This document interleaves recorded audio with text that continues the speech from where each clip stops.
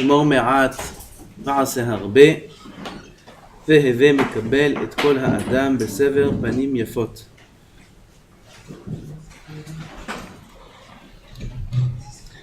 שמאי אומר עשה תורתך קבע. Rendre ta Torah keva, on peut expliquer de plusieurs façons.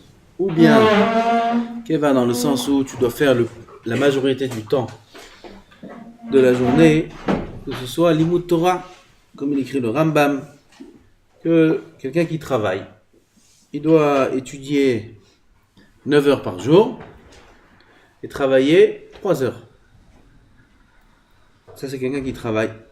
C'est un Baal Bait. Il faut que le écart de la journée ce soit Torah. Et le reste de la journée, alors Melacha, que ce soit Aray. Ça c'est une première explication. Aujourd'hui on ne peut pas faire ça. En tout cas pas tout le monde a le zrout de faire ça. Alors, Keva ici on explique dans un autre sens. Keva, ça veut dire principal. Fais de la Torah la chose principale à tes yeux. כמו שאמר בעבוד רבי נתן, כל העושה תורתו עיקר ומלאכתו תפלה. Celui qui dans ce monde, il fait de sa Torah le principal et le travail secondaire. Pas comme aujourd'hui, malheureusement, le travail c'est principal et la Torah aussi, il y a dans le courant de la journée, mais secondaire. Moi ça fait de la peine d'entendre des bachourim, tu leur demandes ça va, t'étudies, tu sais qui travaille. Bon, tu ne demandes pas si tu travailles, tu sais qui travaille. Ah ben, elle t'étudie, il dit oui. Ah, c'est bien, qu'est-ce que tu t'étudies? Je vais à un cours 2 fois par semaine. Ah ben, c'est quoi? T'étudies? C'est Melarto Kevarve Torato Harai Chazusha. Ça, c'est t'étudies. Il veut dire, j'étudie toute la journée et je vais travailler au restaurant 2 fois par semaine. Ça doit être le seder, comment on dit, l'emploi du temps d'un juif. Le seder, un sgam si tu peux pas. On peut pas aujourd'hui travailler que un petit peu. Ou on a un travail ou on n'a pas de travail. D'accord, même si on a un travail, c'est vrai qu'il faut avoir une partie importante de la journée qui soit l'imut Torah. Pas un cours 2 fois par semaine, un cours tous les jours. Et avant le cours étudier, et après le cours aussi étudier, le matin aussi étudier.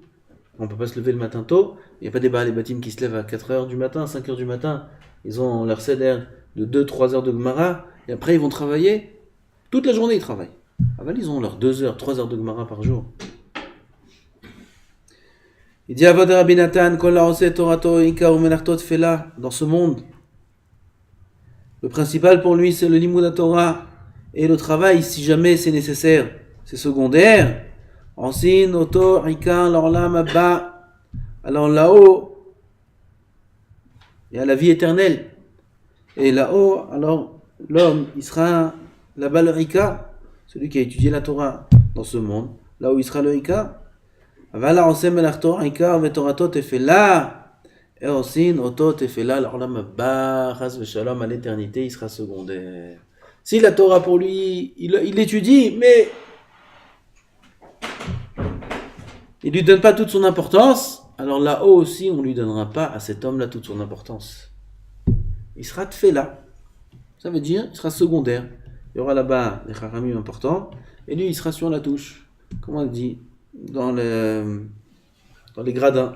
Hein? Du gradin, on s'assoit là-bas, on regarde le match, et il s'assera sur le côté. Il y a des places mieux, il y a des places moins, il y a des places devant, derrière. Alors selon combien il a fait sa Torah secondaire, alors il aura une place.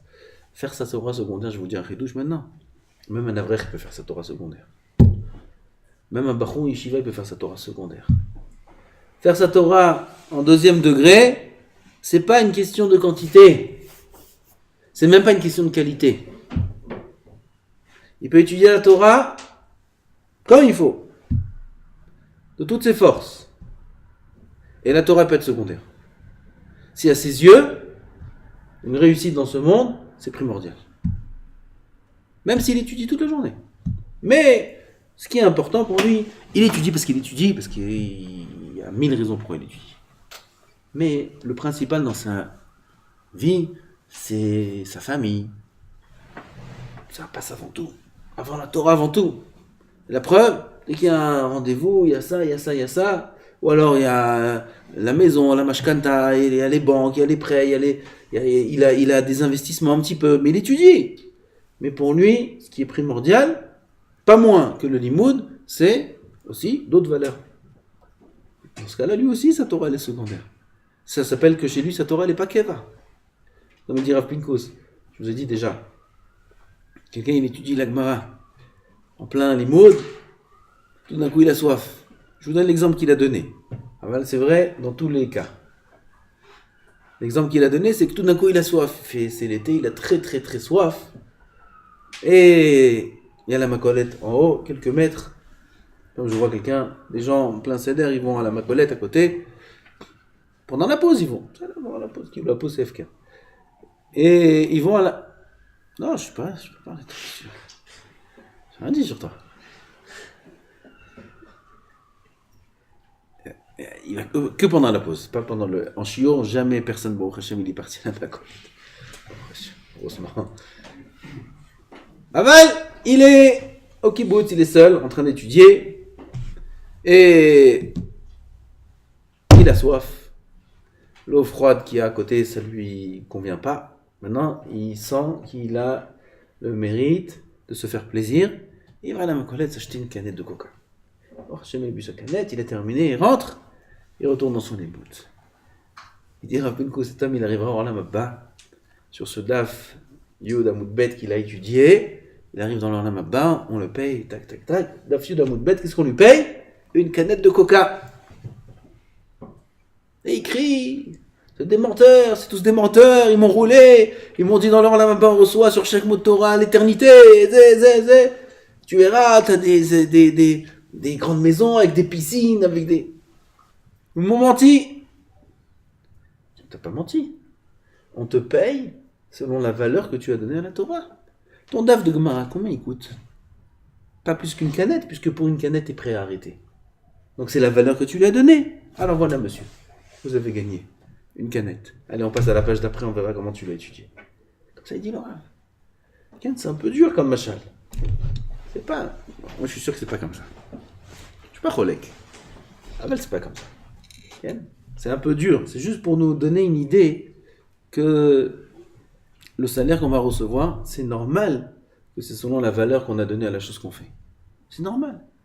Et si on fait de la Torah quelque chose de secondaire, on lui donne pas l'importance qu'elle devrait avoir, alors dans l'Olam Abba aussi, c'est ce qui est écrit Bidyouk, ici dans la voix de Rabbi Nathan, que dans l'Olam Abba, il recevra selon la valeur que lui, il a donnée à sa Torah.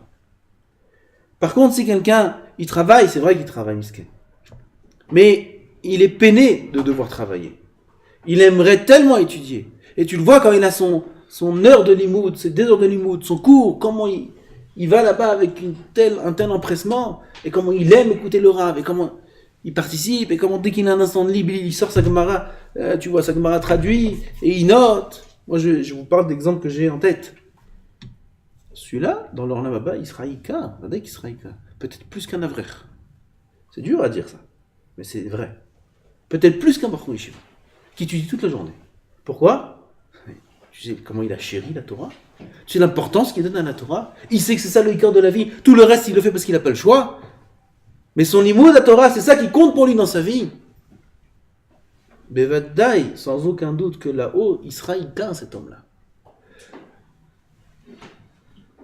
Ce que un Avrer ou un Bachou Yeshiva a gagné, c'est qu'il peut être encore plus que lui. Ça veut dire que Gam il fait de sa Torah le Ikar, et Gam il étudie une quantité énorme de Torah, et Gam il se remplit en connaissance, lui ce sera un Melech. Un roi, ça va être là-bas. Mamash, il va être à un niveau très très très très élevé. Dans les yeshivas de Rabbi Shimon Bar Yochai, il pourra rentrer dans les yeshivas d'Abaye, dans les yeshivas de Rava. Il aura accès à beaucoup d'endroits là-bas. Ça c'est le Talmid Chacham. Talmid Chacham, Ain lo ra'ata Elohim zulatecha ma ya'aseh mechakelo. Personne n'a vu, aucun navi ne peut voir le salaire de celui qui étudie la Torah. C'est encore beaucoup plus. Juste ce que j'ai dit avant, c'est que quelqu'un qui a la possibilité d'étudier la Torah beaucoup, il est assis au Beth Midrash, mais il fait à moitié chauffer les bancs, à moitié chauffer son verre de café, et à moitié il étudie.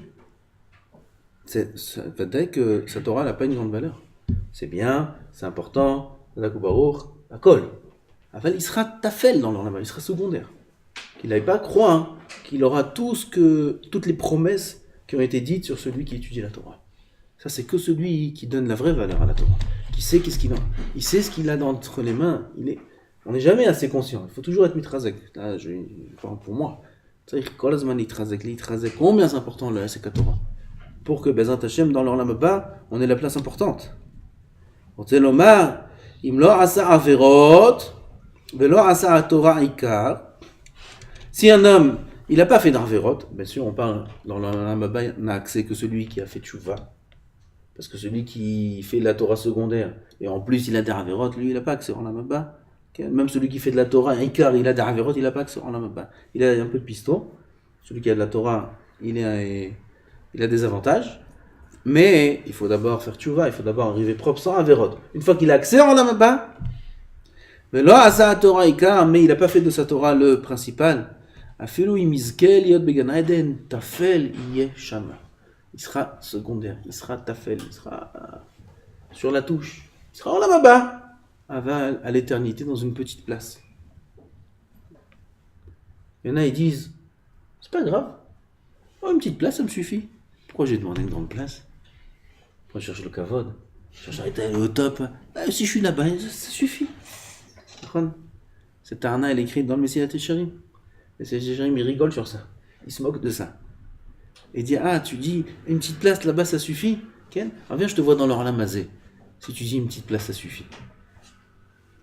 Viens, je te vois dans l'Olam Hazé, quand toi et ton ami, vous avez étudié dans la même école. Vous avez fait le même parcours. Et lui, c'est devenu un homme d'affaires. Mais il est parti, il a laissé loin derrière. Milliardaire. Et l'autre, il est en train de travailler dur pour amener un petit peu de sous pour terminer le mois comme il faut. Ken, comment tu le vois l'autre, ton ami? Quelle douleur il y a à l'intérieur, quelle rage il y a à l'intérieur. Pourquoi j'ai pas fait comme lui? Pourquoi j'ai pas... ça fait mal ici. D'accord? Dans l'Olam Hazé, tu te contentes d'une petite place? Un petit peu, ça suffit.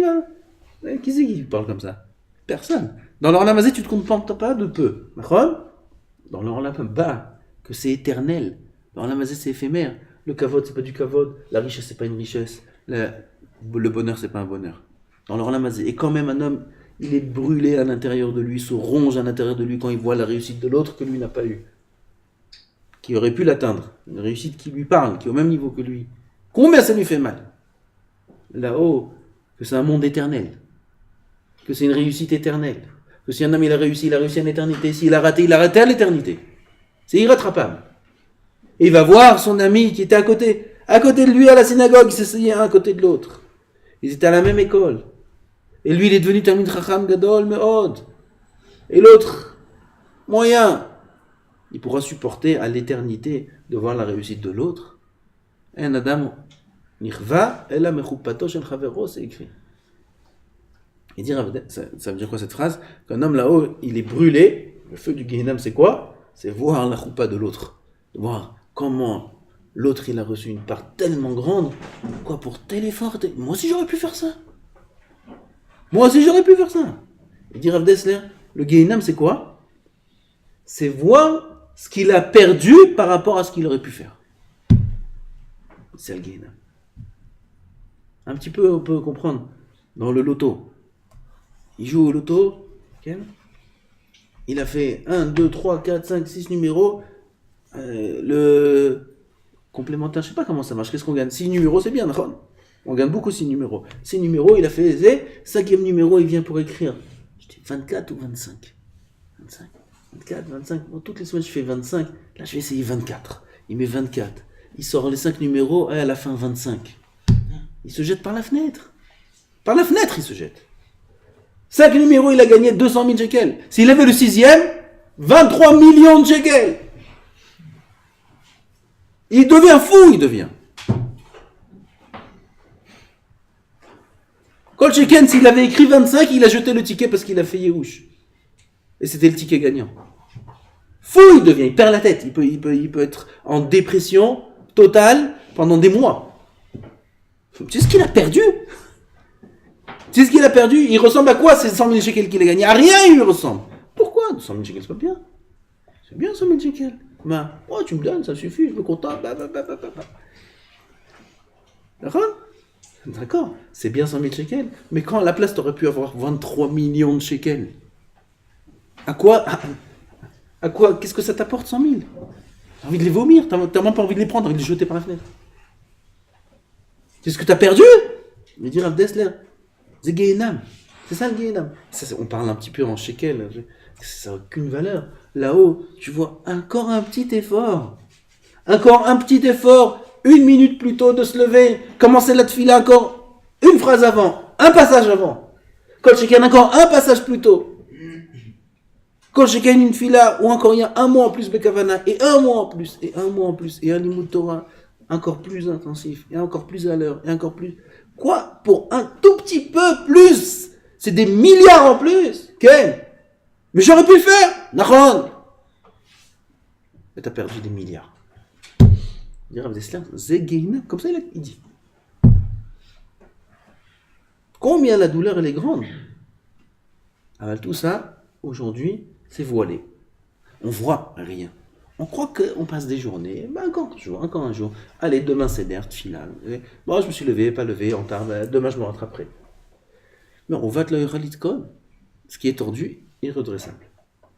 On ne peut pas réparer. Une journée perdue, c'est une journée perdue. Un limoué perdu, c'est perdu. À l'éternité. C'est pour ça qu'il doit être racham. Il doit savoir prendre un maximum, exploiter son temps comme il peut, sa vie comme il peut, ne pas la perdre. La vie elle est très chère. Bezrat Hashem, Bezrat Zenizke, le, ma, et Zivug Agun, Bezrat Hashem, et Gam la Mashiach, Mimera Amen.